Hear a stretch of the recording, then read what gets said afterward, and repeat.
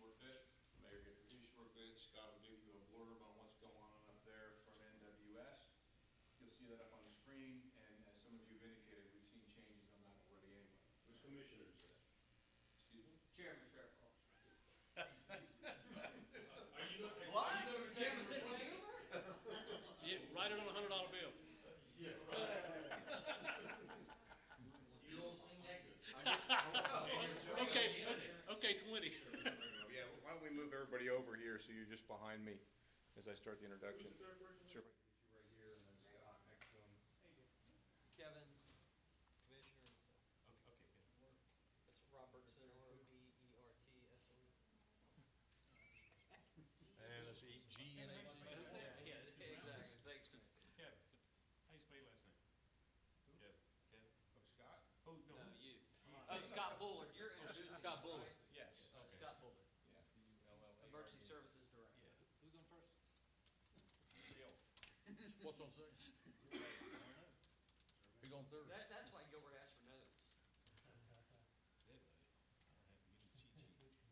All right, I think we're about a minute out. Let me just double check with Gavin.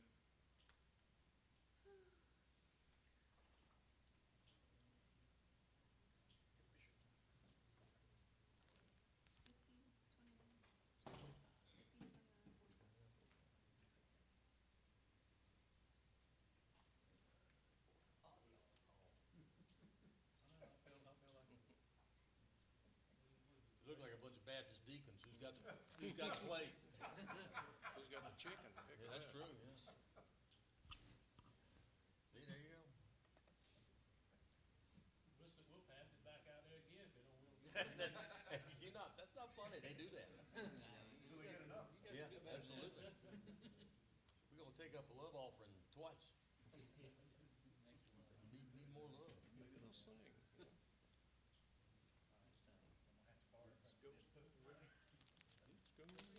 What I did, I wrote him a check, I wanted to give him $100 donation, so I wrote a check for $200 and it took the change. Change back. You're going to hell for that.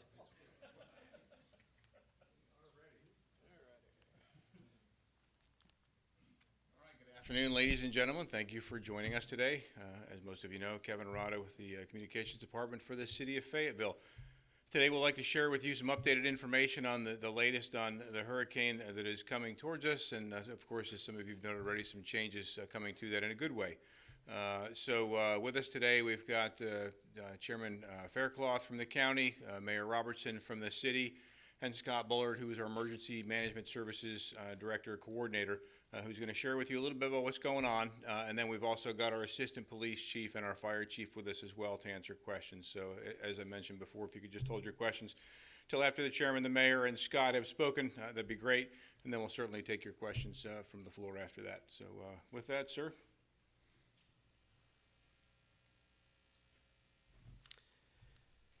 Hey, and welcome. Hopefully we won't need to do this again. The path of the hurricane looks like it's going to spare North Carolina coast, so at the most we may have a few inches of rain, and if that's the case, then we're all blessed. Would first like to thank our city manager, Doug Hewitt, and all the first responders who over the past week or so have worked overtime in making sure that our residents stay secure. Also, I've had several communications with the governor over the past 48 hours, who continues to monitor what is going on in Fayetteville and Cumberland County and has offered state assistance if we need it. Just kind of a couple of reminders for everyone, and I'd like to say know before you go. Certainly if it starts raining and the water turns or the weather turns inclement, that you know where you're going before you start out. Before you leave the house, you know exactly where your destination is and that it is clear of flooding and the roads are open. Go ahead and get supplies like you would before any storm. Make sure that your fuel in your car is topped off, and get that bread and the milk. But also get some pet food. Make sure your pets are protected and are inside through all the rain. Be prepared for power failures. Make sure you get some cash in case the ATM machines don't work and you need a little something in your pocket. Also, be a good neighbor. Make sure that your yard is clear of any debris that may be flying around. Please make sure that your grill covers are secure, that your cushions on your lawn chairs are safe, and that that your pets are inside. Also, know that if you feel threatened in any reason or for any reason, that you can always call 911. If it's weather related or if it's for your own personal security, our first responders will be there to take care of you. If it is for power emergencies, know that you can also dial 911 for downed power lines or shorts or hanging wires. But if your lights go out, call your service provider. No need to call 911 for that. But if it is a true power need, feel free to call 911. Be a good neighbor. Clean the storm drains in front of your house and in front of your neighbor's house. Make sure you make contact with them before, during, and after the storm, that they are safe and that their families are safe. And that's all. Fayetteville residents, we're preparing for the worst and hoping for the best. So, with that being said, I'd like to turn it over now to Marshall Faircloth. Mr. Faircloth, as we all know, is the chairman of the county commissioners. Thank you, Mayor. Yes, Cumberland County is preparing for this storm as though it were a couple of days ago, and we had a little bit more of a western movement in the storm.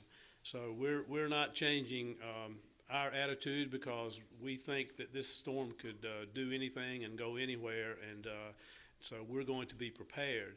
We hope and pray for the best, and we will prepare for the worst. And remember that we just had the torrential rains last week. The grounds are flooded. Tree roots are very vulnerable to any high winds that come along. And when trees fall, power lines fall with them. So be prepared for the worst, hope for the best, and maybe on Monday we can give a report that everything and everybody came through just fine. I will say that we know about a half a dozen roads that are still closed around the county. And DOT tells us that hurricane or not, it'll still be 2 to 3 weeks before most of those get taken care of. And we are in the process of staffing up to 5 shelters, even if Cumberland County is totally spared of any winds or rain, which we know it won't be. We know we'll have at least rain. Even if we're spared of any damage, we are a designated shelter area for Brunswick County.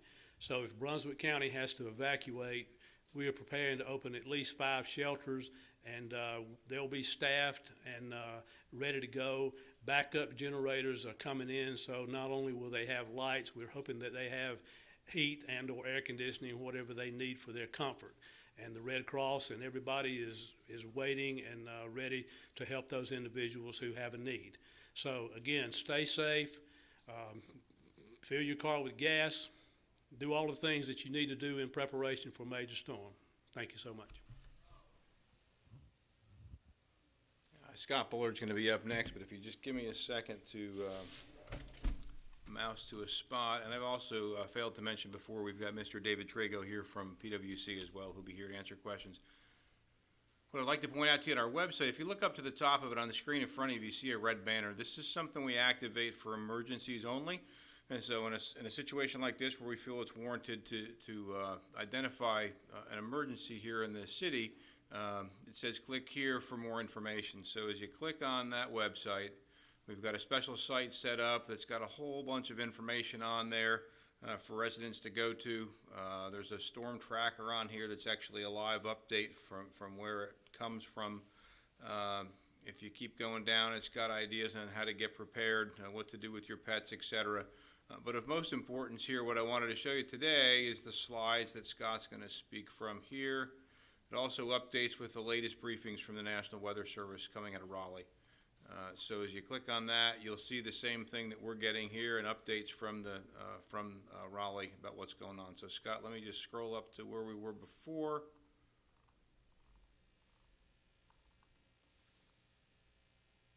There we go. Thank you, Kevin. Good afternoon, Fayetteville. On the behalf of all the emergency response agencies involved, both those represented behind me and those that aren't present here, I can say with great surety, we're ready.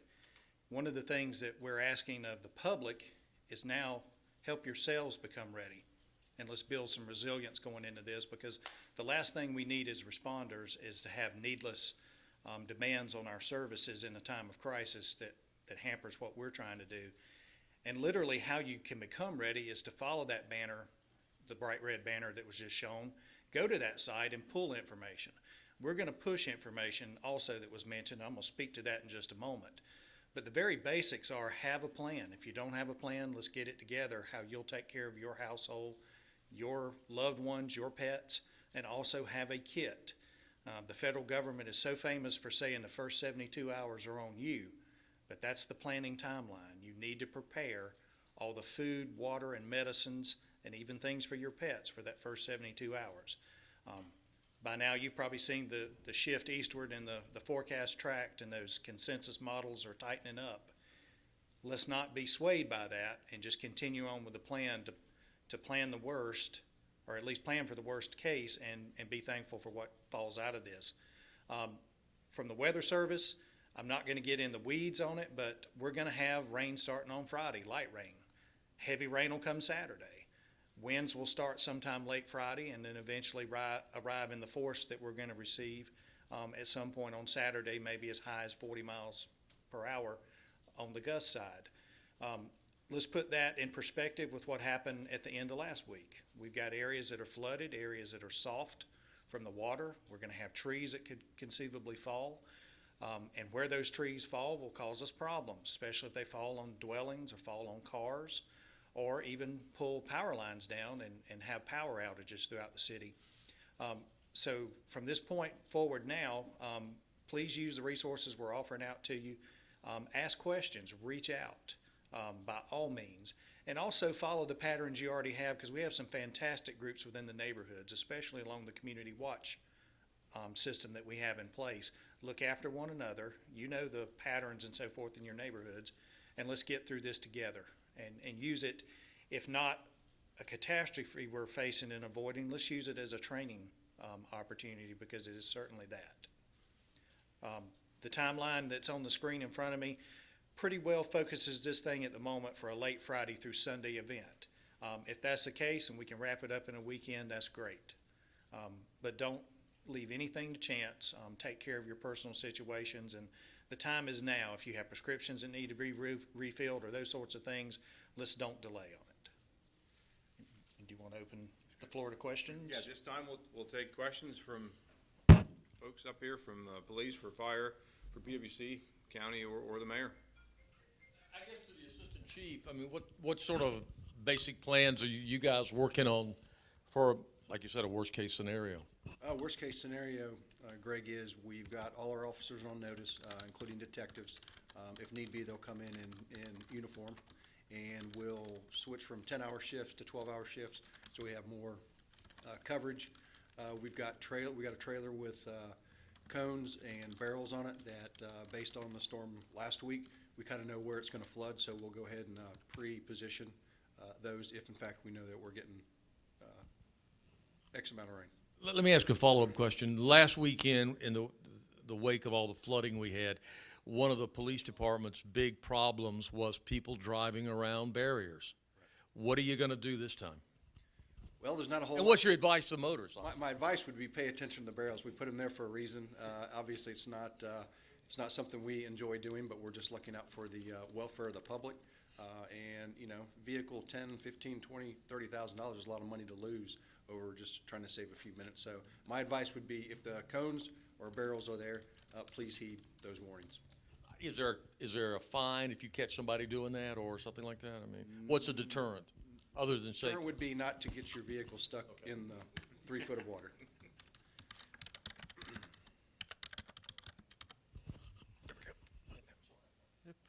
You mentioned we've got as many as 5 shelters prepared to open. Is that? Oh, I'm sorry, Mr. Councilman, Chairman Faircloth. Is that solely for folks who might be coming up from Brunswick County, or would those be open to anyone who is in need of shelter? That'll be open for anyone that's in need of shelter. And are those locations on the county on the city website? I'm not sure on the city yet. They're not on the city website at this point. They'll be on the county website probably before this day's over. Okay. It will take an order from the state for us to open the regional shelters. So it depends on exactly what happens with this storm, whether or not they'll be open, but we are prepared. And that's a great point. So if they're ready to share those with us, we can certainly put them up on the city website. We want to make this as much a one-stop shop as we can and work closely with the I'll make county that to take care of that. And to support what the commissioner said, the state has a plan already in place for special medical needs. We rotate with Greenville, Goldsboro, and Fayetteville. This time Goldsboro got tapped to be first.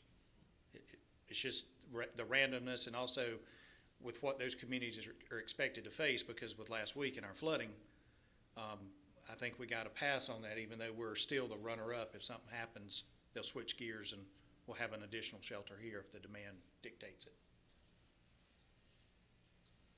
Any other questions? David, Michael, Joey, Nate? Because of what happened last week, even though it looks like we're going to avoid the worst, because of what happened last weekend, even though it looks like right now we're going to avoid the worst, but again, last weekend was very, very difficult for everybody. Are you guys sort of aware of that and just taking a lot of extra precautions? Because it wouldn't take a lot because of what happened last weekend for things to get really bad. That's a good question, because we're literally in the midst of the damage assessment process. We had folks in from the state yesterday that did a very quick, almost thumbnail type survey to reach a threshold. Once that threshold was actually reached, they'll come back. The hope is the Small Business Administration might be back tomorrow. That's not in concrete or anything, but with that process, the detail level will increase, and we're trying to find out, at least on the state emergency level, if we can get some aid and assistance to our residents. With the question you asked in a larger context, the routes are identified. There was a great map from the CIC of the roads that actually flooded. But if you've been here in this community for long, you know sometimes with the flash flooding process, you turn your head and it's gone. At one moment it's critical, your life's in danger, next minute it's on downstream. It just so happened last week that it decided to linger, and it was in such a volume that it was record-setting.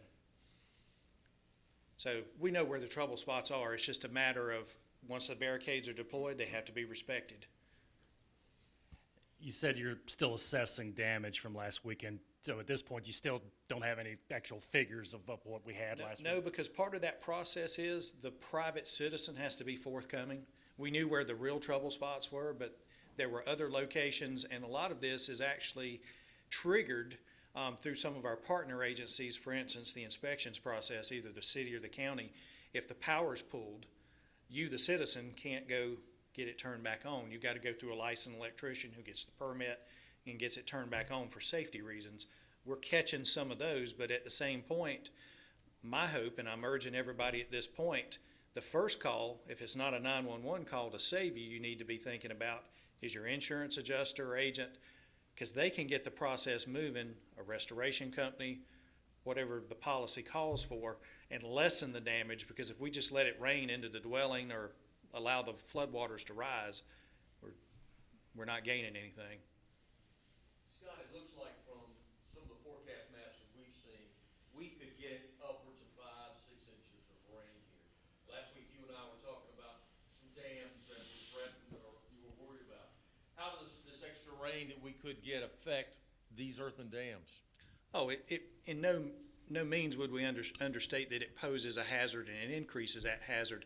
The best that I saw a few moments ago, and we'll get updated again between 4:30 and 5, is maybe downgraded in the neighborhood of 3 inches, worst case. But the difference in the gradient between 3 to 5 is really not that big of a deal. It's still an issue. We were just chatting on the podium up here a moment ago. We couldn't foresee the highway problems, just with runoff water and the problems that's caused with culverts being washed out and then roadbeds collapsing. I know that DOT, and I don't want to speak for the county, but they've been looking at some sites that are governmental or public in nature. But we don't want to leave out, as you and I discussed, there's a plentiful amount of private dams that may or may not be on the high hazard list that only a homeowners association is aware of. And we want to know about those, but we don't know the maintenance history. We don't know how they're taken care of. Sometimes it's a surprise to us, and we'd love to avoid that if we can. And we actually looked at one in the Aaron Lakes neighborhood that looks like it was in pretty good shape, even though it was feared that something was going to happen to it. But there again, we don't want to leave anything to chance. That's why we're assuming that posture of expecting the worst. Mr. Fairclough, just one second if you can. Can you talk about County Spring Lake specifically? I know that if you're able to just to provide some type of update about the dams in that location, as we were just kind of talking about, specifically Lower Little River. I was over there today, and several homes still, saturated with water. I even went into one home, and even specifically a church where they have these dehumidifiers getting, a lot of the moisture out. So are those areas still, even though as the ground is still, very moist, is that a big concern? It is a big concern, and they are still under a recovery effort. And even without the big Storm Matthew coming, they've still got a lot of problems. It's going to take a long time to work out. I was in a briefing at between 1:30 and 2:30 just before I came over here, and the Spring Lake representatives were there. And Spring Lake Fire and police are on the job. They're ready with a plan. And our only hope is it just doesn't get any worse, because it's already bad in Spring Lake. It's really bad in Hope Mills. So many roads are closed around Hope Mills. It could be very difficult on Sunday to even get in and out of Hope Mills. So we are concerned about both of those places, and they were represented, along with representatives from Fayetteville that were in that briefing that the county had earlier. Real quick, I make sure I understood you right. The 5 shelters are state shelters, right, or regional shelters. What would happen? You're not going to turn anybody away. Can Fayetteville people still go to these shelters if they have to, or somebody in Sampson County or Harnington? As I understand it, and if somebody knows, correct me if I'm wrong, but if it's a shelter, you're not going to be turned away. It's just that those regional shelters won't necessarily be opened unless we come into the rotation, as he spoke of the other cities that are ahead of us. But if we come into the rotation, particularly for Brunswick County, and that's a pretty good bet, then certainly those shelters will be available to everybody. And if there's a considerable problem in Cumberland County as well, there could be more shelters open. We've got 200 people from social services standing by. We've got the health department, Red Cross, fire, police. Everybody's ready and on alert for a disaster. As I said, Cumberland County is planning for the worst, hoping for the best.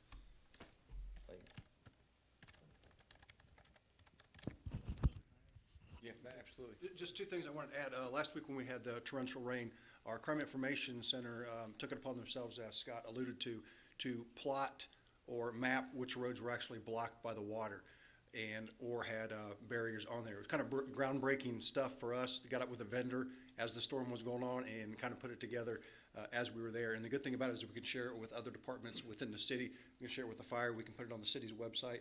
So if you want to keep up to date about what roads are closed and open, obviously the police are out and about more than any other agency, so we can help you guys out with that. The other thing is, it was kind of a hit. We had our 5-ton tactical vehicle go out with one of our PIO officers, Asia Cannon, live streaming as she was going through the flooded areas, which turned out we were kind of working on that virtual ride-along program anyway, so this is kind of a kickoff of that program. So hopefully we won't have to use it again, but if we do, we'll be out there again to keep you guys up to date on what's going on in the city.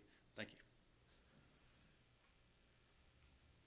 One thing, David, back to your question on the damage assessment. I know we shared this on Saturday when the representatives were here, but just to reiterate, the number 677-5509, and I would ask that you have folks call that. That's the damage assessment that's being run by the county, and so call that number to report any damage. As Nathan, I think, has shared with you earlier, we'll certainly keep you all updated as we go along. We'll work closely with the county to make sure that we're putting out joint information as much as possible. We'll post as much as we can on the website, as Chief Davis said, about any other new things we've got, whether it's road closures, or whatever. So we'll put all our website press releases out there, not just for you all, because you get them from us anyway, but for the citizens, so they can find this information, kind of a one-stop shop. So, all right, if there's no other questions, If you would just, for our sake, for our viewers and everybody else, give us the website for the new website. sure, the website is FayettevilleNC.gov, and if you wanted to look at this without clicking on it, FayettevilleNC.gov/hurricane. But the easiest way, honestly, to get to the special site we have right now is to go to the top of FayettevilleNC.gov and see the red alert banner, and we'll leave that up through at least the weekend. And then once we know that we're past a spot that's, out of our danger zone, then we'll take that banner back down until the next item or occurrence comes up. All right, if there's no other questions, thank you all very much for your time. We look forward to speaking with you again in the near future, but we hope it's not too soon.